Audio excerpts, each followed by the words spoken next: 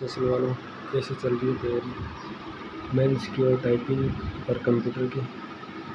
मैंने टेस्ट दिया, देखो टाइपिंग टेस्ट दिया है। इसमें देखो मेरे तो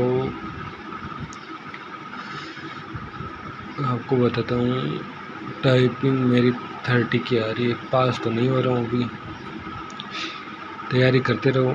जिन्होंने स्टार्ट नहीं किया अभी स्टार्ट कर दो, अभी तो टाइम बचा है। टाइपिंग नहीं होगी एक साथ इतनी, 35 की है तो बहुत लगभग आपको 45 या 40 से ऊपर होगी तभी आप पास होगे, नहीं तो वहाँ इतनी नहीं आएगी।